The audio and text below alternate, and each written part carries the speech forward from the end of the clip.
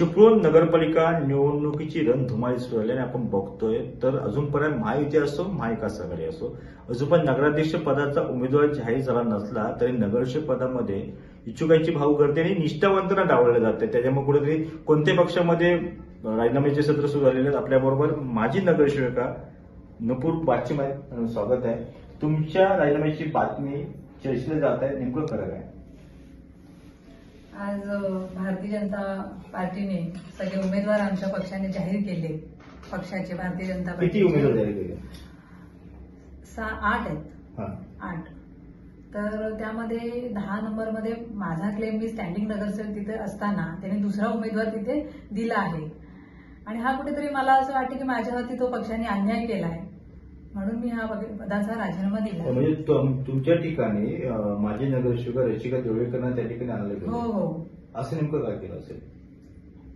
त्याचा पक्षाने काय ठरवलं हे मला तुम्ही जाब का नाही विचारलं? तुम्ही तर निष्ठावंत होतात, मागच्या टायमाला तुम्हाला खूप चांगलं मतदान मिळालं होतं, चांगलं काम तुम्ही केलं होतं वार्डामध्ये, मग तुम्ही जाब का नाही विचारलं? नाही विचारला. मला वाटलं की स्टँडिंग नगरसेवक असल्यामुळे पक्ष आपला विचार करेल. मी ह्याच्या आधीही निवडून आले होते 2016ला.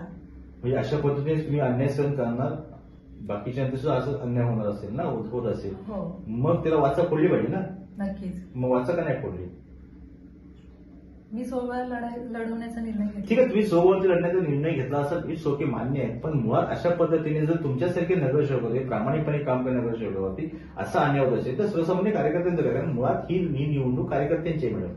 नक्कीच. मग तुम्ही गप्प का बसलात?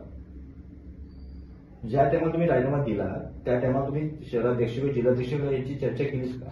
नाही केली. का नाही केली?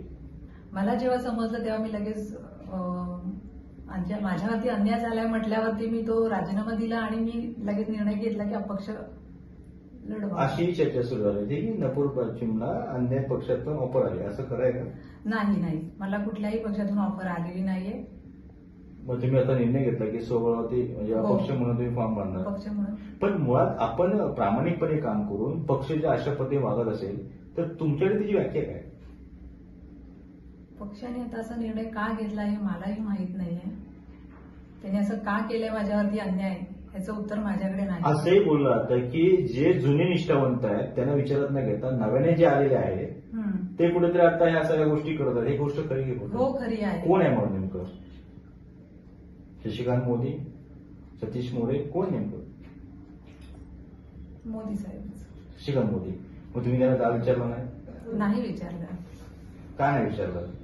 असं तुम्हाला जाणवलं का? आता ठीक आहे, आता उमेदवारी निवडणूक डिक्लेअर झालेली आहे, पण ह्या मधल्या काळामध्ये शशिकांत मोदींनी एंट्री केल्यानंतर तुम्हाला असं जाणवलं का की खरंच आपल्या निष्ठावंत कार्यकर्त्यांमध्ये अन्याय होते, म्हणजे निष्ठावंत कार्यकर्ते अन्याय होते की भाजपमध्ये दुफळी मिळते, असं वाटलं तुम्हाला? हा, थोडासा अन्याय होतो ना, जाणवते ते मला. काय जाणवलं नेमकं तुम्हाला? कशामध्ये जाणवलं? डावललं जाते. कुठल्या डावलं? ते प्रोग्राममध्ये डावललं गेलं होतं? कशामध्ये डावललं गेलं होतं? प्रोग्रामवरती नाही, पण आता ते पक्षाचे भारतीय जनता पार्टीचे शहराध्यक्ष आहेत, तर त्यांनी जे स्टँडिंग नगरसेवक आहेत त्यांचा त्यांनी थोडा पुढे विचार. ठीक आहे, स्टँडिंगच्यावरती अन्याय करणारे शशिकांत मोदीच. पक्षाने मुळात स्पष्ट बोला. मुळात आता तुम्ही पक्षातून बाहेर पडलात मॅडम, पक्षातून बाहेर पडला, त्यामुळे तुम्ही आता स्पष्टपणे सांगा की तुमच्यावरती अन्याय शशिकांत मोदींनीच केलाय का? नाही, मी असं डायरेक्ट नाही सांगू शकत. त्यांनीच माझ्यावरती अन्याय केलाय, पक्षाने अन्याय केला. तुम्हाला डावलणे मागे नेमकं कोण असू शकतं? कारण कोण ना कोणते असणार. कारण मुळात स्टँडिंग नगरसेवक असताना तुम्ही एवढं चांगलं काम करत गेला असून अगोदरचं मतदान पाहता खूप चांगलं आहे, काम चांगलं आहे, कौतुकास्पद असताना तुमच्यावरती नेमका अन्याय नेमका कुणी केला किंवा नाही, मला नाही माहित. म्हणजे असं नाही जाणवलं पण नाही की आपल्याला डावललं ते? नाही जाणवलं. मला असं वाटलं होतं की 10 नंबरमधून आमचा विचार करेल पक्ष, असा माझा विश्वास होता. ठीक आहे, आता तुम्ही पक्षाचा पूर्णपणे राजीनामा दिलेला आहे. आता पुढची मी काय? मी आता अपक्ष लढवायचा निर्णय घेतला. पण मुळात आपण जर पाहिलं तर अपक्ष म्हणून आपल्याला वेळ कमी मिळणार आहे, कालावधी कमी मिळणार आहे, कारण आपल्याला निवडणूक चिन्ह सुद्धा आहे ते खूप कमी कालावधी असणार आहे. मग अशाही प्रचार नेमकं कसं करणार? तसं बघायला गेलं तर मी 2016ला निवडणूक लढवल्यामुळे माझा तसा वार्डाशी संपर्क आहे. माझ्या वार्डातले सर्व कार्यकर्ते सगळ्यांचा मला पाठिंबा आहे.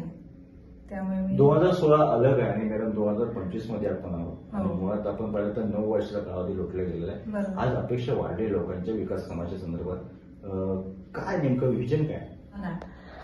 अंतर्गत रस्ते, नारायण तलाव सुशोभीकरण, वेरेश्वर तलाव सुशोभीकरण, अशी ही कामं मी केलेली आहेत. ठीक आहे, कधी चांगलं काम तुम्ही केलं, पण कुठेतरी दुःख होते की या पक्षात आपण बाहेर पडतोय ते होते. काय वाटते मला एकंदरीत की इतके वर्ष आपण त्या पक्षात निगडीत राहिलो, पण आज आपण कुठेतरी बाहेर पडतोय, अंतकरणातून काय वाटतंय? फिलिंग नेमकं काय वाटतंय तुम्हाला? काय काय फील करताय की मी इतकं वर्ष जर केलं, नगरसेवक झाले, पक्षासाठी खूप काही केलं, संघटनावाढीचं काम केलं असं, मला असं दुःख तर होतंय की पक्षाने आपला विचार केला नाही. कारण याच्या आधी मी त्याच पक्षाची नगरसेवक असताना आज मला डावळते. आणि वाईट ह्या गोष्टीचं वाटतंय की माझा 10 नंबरमध्ये माझा क्लेम असताना दुसराच उमेदवार दिला, ह्या गोष्टीचं जास्त दुःख होतंय. पण दुसरा उमेदवार तुम्ही सहकारीच होती ना? हो. मग तिच्यासमोर तर लढताना काय वाटणार नेमकं? माझ्यासमोर लढायला तर मी पण त्याच्यासमोर लढत. ठीक आहे, त्या जर तयार असतील तर मीही लढायला तयार आहे. आणि एकंदरीत जो काय अन्याय झालाय, मनापासून दुःख होते, अंतकरणातून दुःख होते की ज्या पक्षाशी मी प्रामाणिकपणे काम केलं त्या पक्षाने शेवटच्या क्षणाला मला पुल्ली मारली, म्हणजे मला तिकीट दिलं नाही, नाकारलं. आता ते अपक्ष म्हणून निवडणूक रिंगणामध्ये उतरलेत आणि पुढे नेमकं काय होणार हे पाणी तितकंच गरजेचं. धन्यवाद. बायचिमेचे पती अमीर बायचिम आहेत आणि आज खरोखर ते आपल्याशी संवाद साधतात. स्वागत आहे अमीर. काय सांगा, एकंदरीत पत्नी नगरसेविका होती, 5 वर्ष खूप चांगलं काम केलं, 9 वर्षापूर्वी चांगले मतं निवडून होत्या, पण आज त्यांना डावळले गेले आणि ते अपक्ष निवडून होते. काय सांगा?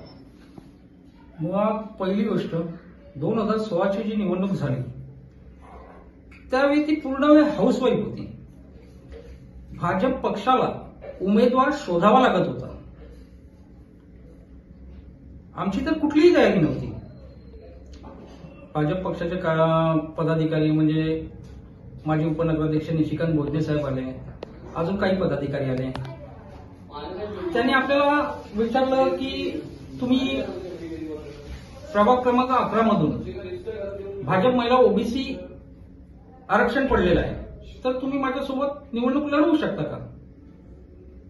तर मी माझ्या सर्व मित्रमंडळींना विचारून तो निर्णय घेतला आणि त्यामध्ये चांगल्या मतांनी विजयी करून दाखवला. आणि एवढं असताना ज्यावेळी पक्षाला उमेदवार शोधायला लागत होते, आता नक्कीच पक्ष खूप वाढलाय. त्या हिशोबाने त्यांनी काय त्या पक्षाने काय ठरवलं असेल तर काय आपल्याला त्यात आयडिया नाहीये. नाही, पक्ष खूप वाढलाय मान्य आहे, पण मुळात पुढे शशिकांत मोदींनी एंट्री केलं त्याच्या घड्यामुळे घडलं. शशिकांत मोदी ज्यावेळी शहराध्यक्ष झाले तेही आलेत उबाटामधून. त्यांना डायरेक्ट शहराध्यक्ष दिल्यानंतर पक्षामध्ये फार मोठी नाराजी पाहण्यात आली. काय नेमकं जरा नाराज झाली, म्हणजे काय असं घडलं पक्षामध्ये? दुफळी तिफळी अशी सगळं प्रत्येकाचे गट तयार झाले. त्यात आता शहराध्यक्ष नवीन आल्यामुळेच हा झाला. आता ही कोर कमिटी होती, कोर कमिटीमध्ये विजय चित्रे वगैरे होते. मुळात हा राजीनामा जिल्हाध्यक्षांनी शहराध्यक्ष दिला गेला आहे. होय. कोर कमिटीने विचार केला गेला. कोर कमिटीमध्ये विचार केला असावा त्यांनी, पण मी नक्की किती वाजता राजीनामा दिला गेला आणि लगेच ऍक्सेप्ट केला? काय नेमकं किती टायमिंग काय होतं? संध्याकाळी साधारणतः आता 7-7:30 होता. 7:30 होता. हो. मग त्यानंतर काय तुम्हाला परत फोन कोणाचे आले का, व थांबा वगैरे असं काय तुमच्या मिसेसला वगैरे? मला अजून वरिष्ठ नेत्यांचा कोणाचाही नाही, पण माझ्या भाजप मित्रपरिवारातून सर्वांचे फोन येत आहेत. समजा वरिष्ठ नेत्याकडे एखादा फोन जर आला तर तुम्ही थांबणार की पुढे? नाही, आता 100% स्वबळावर निवडणूक लढवणार. एवढं असं काय झालंय की तुम्हाला ठीक आहे नागपूरला येत पण ठीक आहे, पण वरिष्ठ पातळीवर एखाद्याचा फोन जर आला तर तुम्ही थांबू शकणार नाही असं नेमकं काय? ज्यावेळी पक्षाला उमेदवार मिळत नव्हता त्यावेळी आपण ते उमेदवारी आपण देऊन आपण पक्षाने निवडून आणलं. 100% पक्षाचा त्यात पाठिंबा होता म्हणून निवडून आलो, त्यात काही वाद नाही. पण आमची पण त्यात ताकद आहे. ह्याच्यामध्ये नेमकं कोण असेल, काय हे सगळं मागे नेमकं कोण सूत्रधार कोण? सर्वजण बाहेरून मला चर्चा आहे की शहराध्यक्ष शशिकांत मोदी. शशिकांत मोदी? हो. शशिकांत मोदीने खेळलं सगळं? हो. असं नेमकं त्यांनी काय करावं तुमच्या बाबतीत? काय आयडिया नाही. ते शहराध्यक्ष झाल्यापासून आम्ही थोडा संपर्क कमी होतो. माझ्या व्यवसायानिमित्त मी बाहेर आहे. आमच्या मॅडमनी पण ब्युटी पार्लर चालू केल्यामुळे त्याही थोड्या मीटिंगला वगैरे थोडा कमी जात होत्या. हे नेमकं कारण असू शकतं. कारण काय होतं, शहराध्यक्ष ज्यावेळी नवीन आले त्यावेळी 2 ज्या दुफळी झाली त्या सगळ्या दुर्फळी म्हणजे नेमकं कोण गट गट झाले, गटबाजी सगळे झाले. कोणाची गडबड झाली म्हणजे चिपळूण? माजी शहराध्यक्ष वगैरे, माजी त्यांच्या शहराध्यक्ष separate कोण आहे? राम शिंदे, आणि दुसरं कोण आहे? भरपूर आहेत सगळे आहेत. दुर्फळी गड म्हणजे नेमकी कोणाची? परिमल बोलसेंचा गड वेगळा, मोदींचा गड वेगळा, हो, असं आहे का? हो.